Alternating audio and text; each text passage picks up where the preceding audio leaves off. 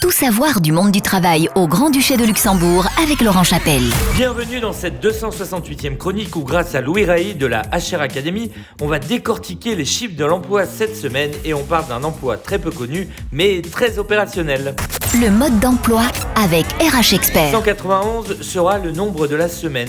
Oui, grâce à la publication de l'ADEME, on apprend qu'il y a 191 nationalités différentes qui travaillent au Luxembourg. Record mondial, oui, 191 nationalités parmi les plus de 505 000 travailleurs recensés avec 3/5 d'hommes en octobre 2022 qui parlent donc 83 langues différentes. Alors oui, s'il y a 3 langues officielles, le luxembourgeois, l'allemand et le français, il y a 83 langues qui cohabitent au Luxembourg, mais la première langue utilisée en entreprise à hauteur de plus de 80%, eh bien c'est le français, très loin devant tous les autres. L'anglais étant utilisé comme langue de travail dans moins de 20% des entreprises du Grand-Duché. Et évidemment, plus vous parlez de langue et plus votre intégration et donc votre performance au travail s'en ressortira. Justement, l'ADEME a aussi communiqué sur les compétences recherchées à partir des offres déposées par les employeurs et c'est l'adaptation au travail, l'esprit d'équipe, savoir communiquer et maîtriser le pack-office qui sont avant tout recherchés dans les postes. Si on parle des résidents, on est pratiquement à 50% entre les résidents étrangers et résidents luxembourgeois qui travaillent dans le pays.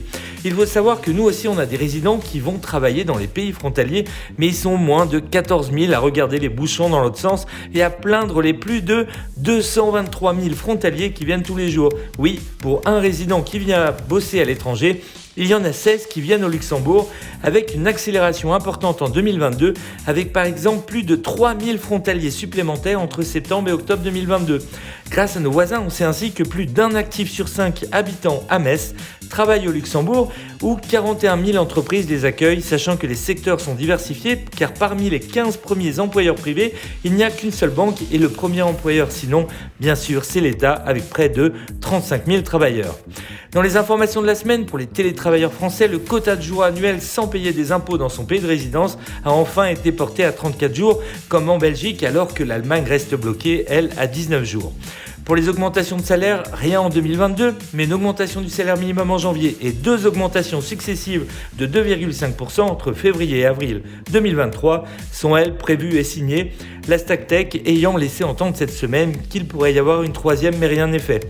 Enfin, 2 projets de loi sont à l'étude, un sur la déconnexion et un autre pour les congés exceptionnels en cas d'incident qui toucherait la famille, mais le fait que ce soit financé par les employeurs actuellement pollue le débat. Zoom sur le métier de la semaine. COO cette semaine, oui, nous allons parler d'un métier un peu moins connu du grand public, le métier de Chief Operating Officer, plus communément appelé COO. C'est un cadre supérieur chargé de superviser les fonctions administratives et opérationnelles quotidiennes de l'entreprise. Il rend généralement des comptes directement au directeur général. Selon les préférences du PDG, le COO s'occupe plus souvent des affaires internes de l'entreprise, tandis que le PDG est le visage public de l'entreprise et donc s'occupe de la communication vers l'extérieur. Les compétences requises pour devenir directeur d'exploitation comprennent de solides capacités d'analyse, de gestion, de communication et de leadership. Le CEO se concentre principalement sur l'exécution du plan d'affaires de l'entreprise conformément au modèle d'entreprise établi, tandis que le PDG, lui, va se préoccuper davantage des objectifs à long terme. En d'autres termes, le PDG élabore des plans, tandis que le CEO les met en œuvre. Au lieu d'avoir 1 ou 2 ensembles de compétences, la plupart des CEO qui réussissent sont des talents multiples qui leur permettent de s'adapter à toutes les tâches.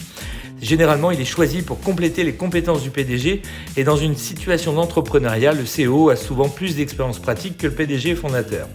Le CEO, bras droit du PDG, deuxième plus haut responsable d'une entreprise, responsable donc des opérations quotidiennes de l'entreprise. Alors, difficile de donner une moyenne salariale, mais elle est souvent très proche de celui du CEO. Alors, si vous avez de solides compétences en matière d'analyse, d'organisation et de communication, n'hésitez plus et postulez à notre métier de la semaine, COO. RH Expert vous donne rendez-vous dès maintenant sur www.rhexpert.com.